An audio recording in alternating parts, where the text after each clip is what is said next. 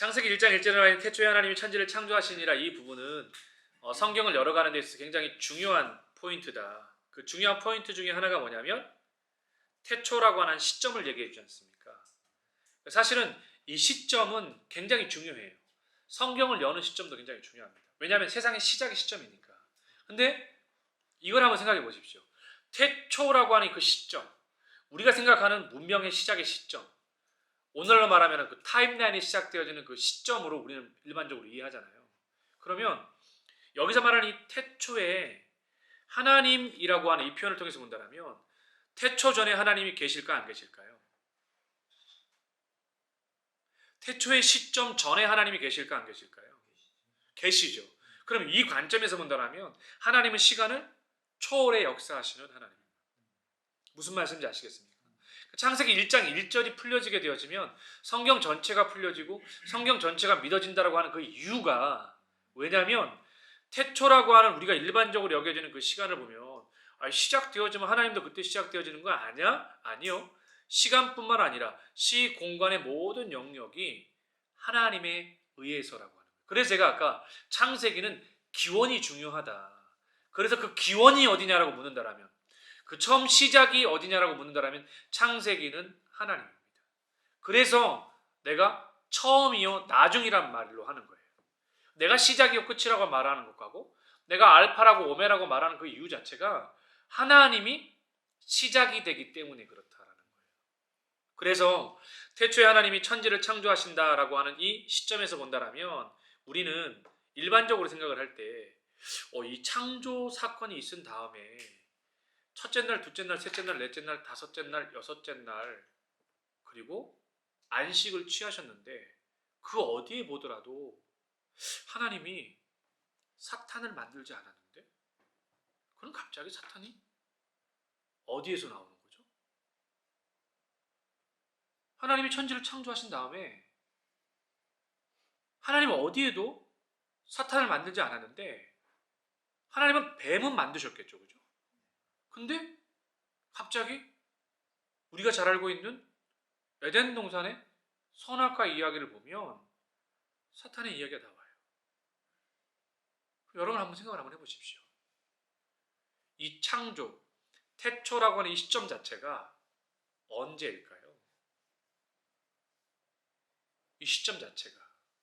그리고 하나님이 첫째 날, 둘째 날, 셋째 날, 넷째 날, 다섯째 날, 여섯째 날이라고 하는 이 창조의 시점하고 그 이전에 어떤 뭔가가 있지 않았을까요? 일반적으로 신학자들은 그렇게 얘기를 합니다. 어떻게 얘기하냐면 이 하나님의 첫째 날, 둘째 날, 셋째, 넷째, 다섯, 여섯째 날의 창조 이전에 천사들이 하나님과 함께 있었다라는 거예요. 그리고 그 하나님으로부터 섬기고 수종 들도록 만들어진 천사 가운데에 루시퍼가 반역하여 쫓겨나게 되어집니다. 그러면 시점으로 본다면 태초에 하나님이 천지를 창조하시니라고 하는 이 시점하고요, 첫째 날, 둘째 날, 셋째 날, 넷째 날, 다섯째 날, 여섯째 날의 시점 가운데는 간극이 있다라는 거예요.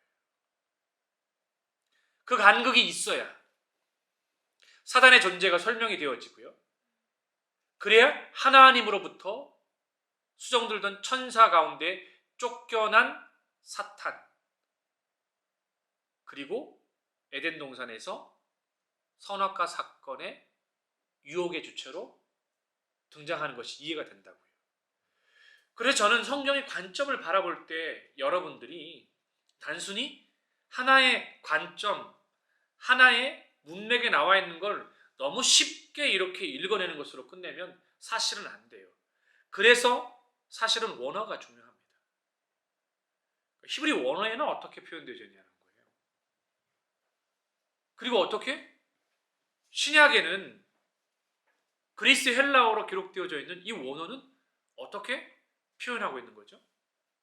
그래서 설교자가 주석이 기본이 되어 있지 않은 가운데서 주석의 강해에 대한 부분들이 되어져 있지 않으면 실제적으로는 성경의 중요한 부분들을 놓칠 수밖에 없다는 거예요. 그래서 시작 전에 제가 그래서 미리 여러분들께 말씀드리는 이 베이직의 요소 중에 하나가 뭐냐면 태초에 하나님이 천지를 창조하신다라고 하는 이 태초 이전에 하나님이 성부와 성자와 성령으로 계셨다라는 것을 기억해야 돼요. 이게 첫 번째입니다. 두 번째는요. 이 태초라고 하는 시점하고요.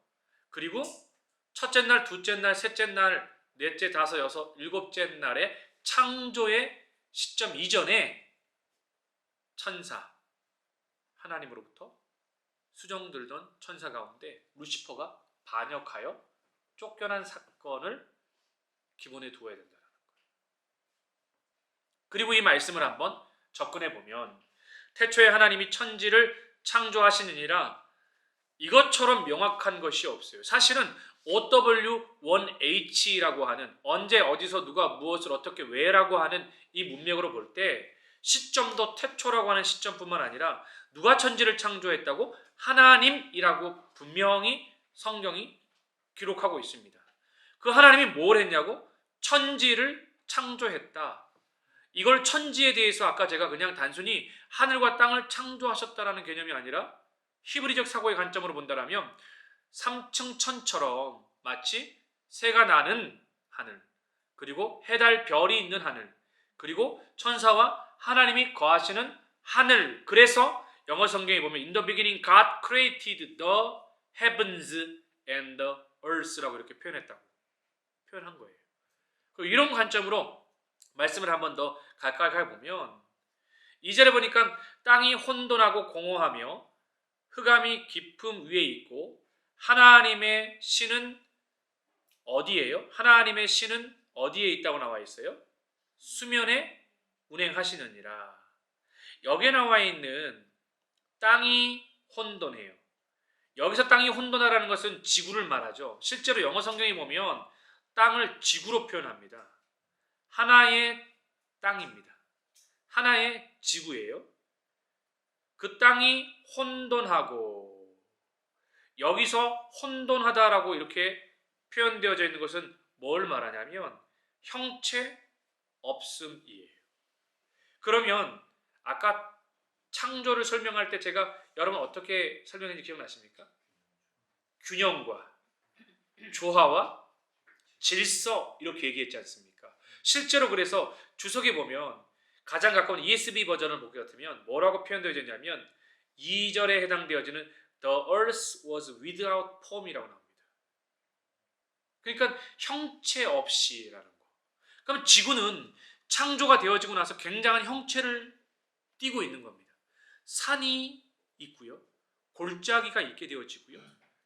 지구 자체는요. 지금은 형체 없음이 아니라 완벽한 보시기에 좋은 형체였다라는 거예요. 그러면 이 형체 없음은 여러분 창조 이전에를 조금 떠올릴 수 있겠습니까? 창조 이전에는 정말 형체 없는 그런 거였겠구나. 그 여기 나오는 이제 흑암이라고 하는 이게 나오는 거거든요.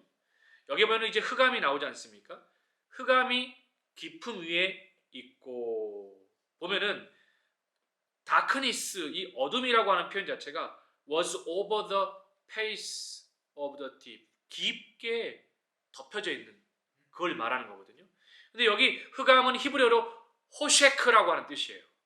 히브리어로 이 흑암이라고 하는 단어 자체가 이 호셰크라고 하는 뜻은요 자연적인 어둠 곧 해가 지거나 등불이 꺼지면 찾아오는 어둠입니다. 하나님께서 직접 자연 법칙을 초월해서 오게 하시는 초자연적인 흑암, 하나님의 종들을 통하여 오는 기적적인 흑암. 그러나 여기에서 사용되어지는 흑암은 하나님이 아직 빛을 창조하시기 이전에 어둠 상태를 가리킨다. 참 중요한 포인트가 여기 있어요. 저를 한번 잠깐 보실래요? 하나님은 어둠을 창조하지 않으셨습니다.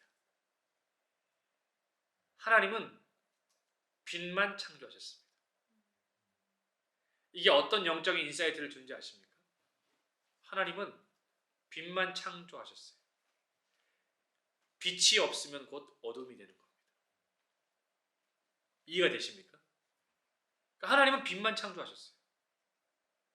그러니까 빛이 없으면 어둠이 되어져요. 여기서 주는 메시지들을 잘 기억해야 돼요. 근데 이걸 좀 더 확장시켜 본다면요, 하나님은 빛이신이라고 말씀하셔요. 요한복음에 보면은 빛이 세상 가운데 왔지만 사람들이 알지 못해요. 그래서 신학자들은 사실 이 영역에 있어서 이 어둠에 대해서, 이 호쉐크라고 하는 이 어둠에 대해서 여러 가지 의미를 부여해요. 실제적으로 그 흑암에 대한 부분들은 사실은 아직 빛을 안 드시지 않으셨기 때문에 어둡다라는 거거든요. 그럼 저는 궁금해요. 어느 정도로 어두웠을까? 완전 깜깜한 밤이었을까? 어떻게 생각하세요? 칠흑 같은 어둠. 칠흑 같은 어둠? 그럼 여기서 한번 생각해 보세요. 우리가 태양이 만들어졌으니까 지금 대낮이 밝은 거잖아요. 태양이 없다라면 칠흑같이 어둡지 않겠어요? 오늘날 인공 불빛, 전기 불빛이나 라이팅이나 이런 개념의 차원의 문제가 아니라 진짜로 태양이 만들어지기 전의 이야기잖아요. 지금 지구 밖에서부터 들어올 수 있는 해, 달, 별, 이것이 지금 만들어지기 전이에요. 그럼 전 이렇게 봐야 된다고 봐요. 중심이 지구예요. 시작점이 지구라고요. 이 시작점이 지구를 중심으로 해서 해, 달, 별이 만들어져요. 그러면 이 우주의 창조의 시작도 다른 은하계에서 찾으면 안 된다고 봐요. 태양계 자체도 하나님께서 지구를 중심으로 해서 이 지구가 어땠는지 지금 말해주고 있잖아요. 태초에 하나님이 천지를 창조하시니라, 이거는 다른 걸 말해주는 것이 아니라 지구를 두고 하는 거예요. 그래서 이 지구를 중심으로 해서 하나님이 지금 해달 별을 만드셨다는 걸 통해서 본다면 이 우주의 시작점 스타트가 지구로부터 만들어져서 해달 별이 만들어지는 것이고요. 지금도 만약 계속해서 이 태양계뿐만 아니라 이 은하계가 확장되어져 간다라면 그런 관점으로 이해가 될 수 있다고. 그만큼 이 지구가 놀라운 거예요. 그만큼 하나님이 얼마나 이 창조의 역사를 만들어가면서 지구를 택하셨다는 것은 엄청난 겁니다. 그래 처음 지구의 모습을 떠올릴 때 저는 이렇게 말씀 안에서 본다면 형체가 없었겠구나. 가끔 쉼을 누리기 위해서 유튜브에서 노르웨이나 북유럽 4K 음악과 함께 배경 한번 보십시오.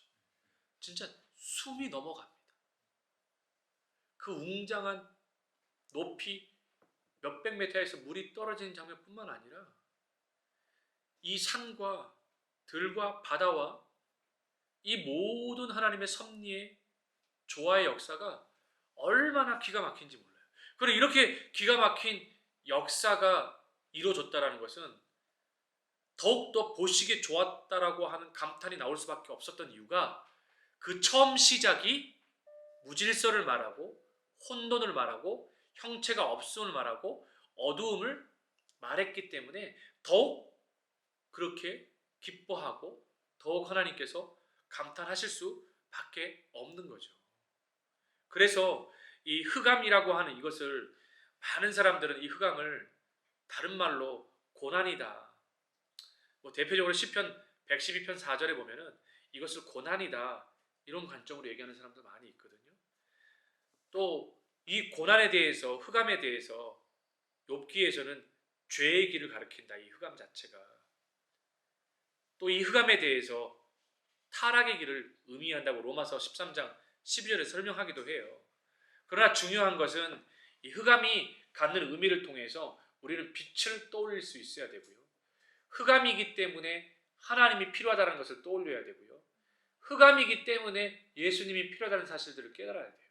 근데 중요한 건 정말 요한복음 말씀처럼 그렇게 흑암과 암흑의 시대 가운데 빛 대신 예수님이 오지만 요한복음의 참 슬픈 표현 중에 하나는 세상이 빛을 알지 못한다라는 거예요. 그래서 이 두 가지 빛의 개념을 꼭 기억했으면 좋겠어요. 하나님은 빛을 창조하셨지 어둠을 창조하지 않으셨다.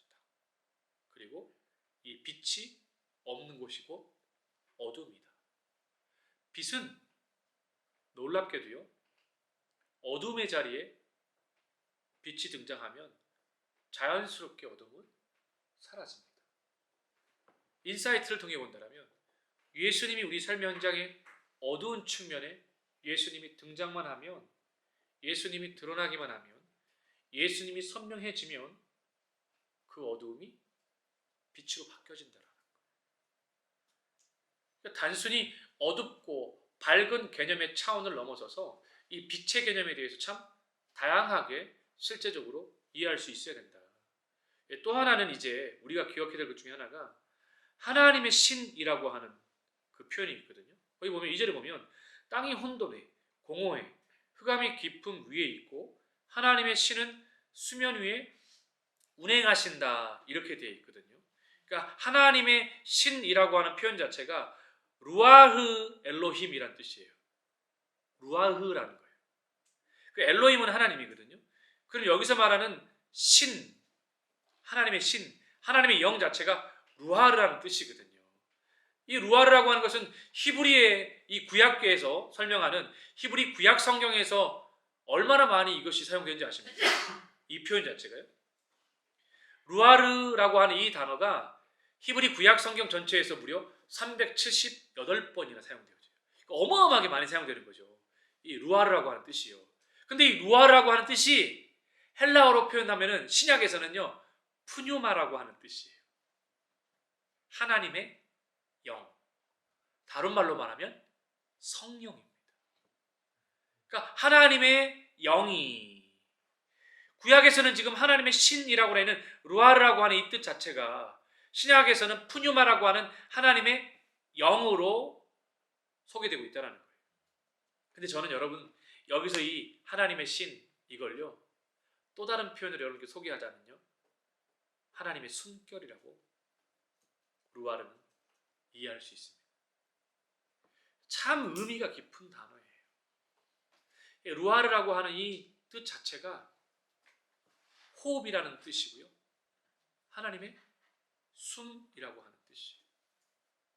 저는 그래서 점선의 영성 그 강의하면서 점선의 영성에서 중요한 것이 한 숨결 한 호흡의 기도지 않습니까? 그러니까 들숨과 날숨이요.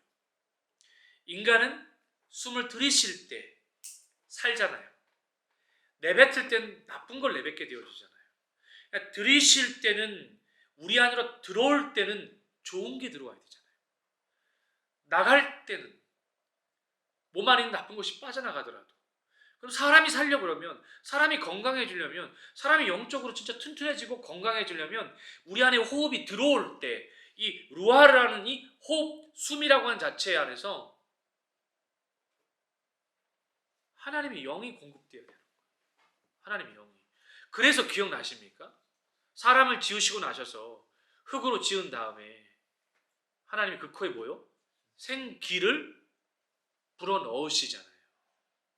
근데 불어넣어진 이 생기를 통해서 사람이 끊임없이 살아가야 되는데 연약하다 보니까 자꾸 죄를 짓다 보니까 끊임없이 우리는 어떤 연약함에 노출되어지냐면 이 루아르라고 하는 하나님의 영, 하나님의 숨결, 하나님의 이 숨이 아니라 정말 세상적인 인간적인 그런 것들로 끊임없이 호흡하고 내뱉고 호흡하고 내뱉는 거죠. 나쁜 것이 들어와서 이 안에서 좋은 것들로 걸러져 나갈 수가 없죠. 그리고 루아르 이것이 너무 중요해요. 저는 그래서 이 하나님의 신은 수면 위에 운행하시느니라 이것이 희망이고 소망인 거 아세요? 왜 그런지 아십니까? 땅이 혼돈하잖아요. 공허하잖아요. 흑암이 깊음 위에 있잖아요. 여기 어떤 포지티브 긍정적인 요소들이 있나요? 없죠. 근데 하나님의 신이 수면 위에 운행함으로 가능성을 열어주는 거예요. 이게 하나님의 역사와 가능성입니다. 그러니까 저는 그래서 어쩌면 이 메시지 자체는 굉장히 위로가 되고 소망이 되는 거예요. 그러니까 우리의 삶 자체가 굉장히 혼돈하고 공허하고 흑암이 가득히 덮여져 있지만 그럼에도 불구하고 하나님의 신은 수면 위의 운행함을 통해서 혼돈을 질서로, 공허한 것을 하나님의 것으로, 흑암을 빛으로 채워 나가실 수 있는 분이라는 거예요. 그 하나님의 역사가 3절부터 선포가 되는 거예요. 3절부터 보십시오. 하나님이 가라사대 빛이 있으라 하심에 오여 빛이 있고. 그러니까 하나님이 가라사대라고 하는 걸 통해서요, 모든 세상 만물에 드러나는 것은 기원이 하나님이라는 겁니다. 이 하나님이 가라사대라고 하는 것이요, 영어 문장에서도요, God said 이렇게 되어 있습니다. 하나님이 말씀을 하신 거예요. 하나님이 말씀하신 그것이 주체를 의미하고 기원을 의미하고 시작을 의미한다라는 거. 그래서 우리는 창조론을 믿고 신뢰할 수밖에 없고 그것을 고백할 수밖에 없어요. 여러분, 모든 것이 하나님으로부터 왔다는 사실을 믿으십니까? 아멘. 하나님으로부터 왔다는 사실이에요. 그러니까 하나님으로부터 왔지만 또 우리 안에 아까 말씀드렸던 것처럼 흑암뿐만 아니라 혼돈뿐만 아니라 공허의 이 모든 것들도 하나님께서 질서로 하나님의 신 루하르를 통해서 회복시킬 수 있다는 사실도 믿으십니까? 이걸 믿고 나가야 돼요. 정말 이걸 고백하는 것이 너무 중요하고요. 그래서 창세기 1장 3절의 말씀 가라사대라고 하는 표현 밑에다가 저는 여러분들이 기원에 대해서 적었으면 좋겠어요. 시작의 기원이시고요, 모든 만물의 시작의 기원이 바로 가라사대라고 하는 이 가라사대, 누가? 하나님이 가라사대를 통해서 모든 것의 근원이 하나님이시다. 그리고 그제서야 하나님께서 뭘 만드세요?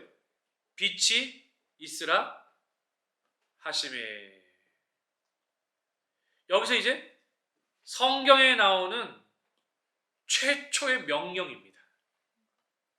성경에 나오는 최초의 명령이 빛이 있으라 하심에 라고 하는 거예요. 근데 빛이 있으라 했는데 빛이 안 생겨봐. 빛이 주저한다고 해봐. 그랬더니 빛이 있으라 하심에 빛이 있었고 라고 하는 건 뭘 말하느냐? 하나님이 창조의 근원이시며 하나님의 말씀을 통해 그 모든 것들이 그대로 이루어진다라는 거예요. 이걸 다른 말로 말씀드리면 하나님의 주권이 선명하게 드러나는 겁니다. 그러니까 하나님의 주권은요, 모든 것이 하나님으로부터 시작을 해서 모든 것이 하나님으로부터 시작을 해서 모든 것이 하나님을 통해서 이루어진다라고 하는 그 주권이 이 안에 녹아져 있습니다. 그래서 빛이 있었다라고 하는 것은요, 정말 감히 거역할 수 없는 하나님의 절대적 권위, 조금도 지체하지 않고 하나님의 말씀의 능력과 역사대로 그대로 이루어진다라는 거죠. 여기서 빛이라고 표현되는 이 오르라고 하는, 여기서 빛이 있으라라고 했던 이 빛은 오르라고 하는 단어거든요. 근데 이것도 굉장히 많이 쓰여요. 구약 성경에 약 120번 정도 쓰여지거든요. 이 오르라고 하는 단어 자체가요. 근데 이 빛, 오르, 이거는 어둠이라고 아까 말씀드렸던 그 정반대에 해당되어지는 단어입니다. 오르라고 하는 기본 의미는 낮이에요. 데일라이트입니다. 데일라이트요. 그리고 히브리인들은 어떻게 생각을 했냐면 날은 태양이 솟아오름으로써 시작되는 거예요. 날은. 태양이 솟아오름으로써 천체에서 발하는 빛도 오르로 표현되어지지만 여기서 표현하고 있는 오르는 죽음과 싸워 이긴 생명, 그런 의미가 더 강력합니다. 여러분, 빛은 보이지 않지 않습니까? 빛은 순수하다고 말해요. 빛은 신속합니다. 그죠? 또 빛은 어때요? 신비해요. 이 빛 자체가. 그리고 빛은 어때요? 모든 세상 만물에게 값없이 그 자신을 공급합니다. 그래서 빛의 상징이 하나님은 사랑이시다라고 말하는 요한일서 4장 8절에 말씀하고 일맥상통하는 것이죠. 그래서 중요한 포인트를 여러분들께 하나 말씀드리면, 하나님께서 창조사역의 첫째 날에 만드신 빛은 모든 질서의 근원이 되는 빛이다. 왜 제가 이 얘기를 하는지 아십니까? 지금 말씀드렸던 창세기 1장 3절에 하나님이 가라사대 빛이 있으라 하심에 빛이 있었고, 여기서는 하나님의 창조의 권위와 하나님의 본인의 역사적인 실제를 드러내는 빛을 말하는 거예요. 그러니까 우리가 일반적으로 말하는 태양빛 있지 않습니까? 달빛 이런 것은 몇째 날에 창조가 되어져요? 넷째 날이에요. 그 빛과 이 빛을 동일하게 봐서는 안 된다는 겁니다. 그래서 지금 너무 헷갈렸어요. 그래서 제가 지금 이렇게 말씀을 드리는 거예요. 지금 하나님께서 뒤에 보면 첫째 날, 둘째 날, 셋째 날, 넷째 날 해서 해달 별을 창조하시고, 그리고 나서 우리가 일반적으로 경험하고 있는 태양빛이나 달빛이나 별빛 이런 것들이 나중에 창조되어지는데, 여기서 말하는 그 빛은 뭔가, 그래서 그 개념하고 동일하게 보지 않는다라는 거예요. 그래서 우리가 일반적으로 말하는 빛의 개념이 아니라 여기서 말하고 있는 빛은 창세기 1장 3절에서 말하고 있는 것은 하나님이 가라사대 빛이 있으라 하심에 빛이 있었고, 이 표현은 바로 하나님의 창조의 역사의 시작, 그리고 하나님의 실제 권위와 능력을 상징하는 빛입니다.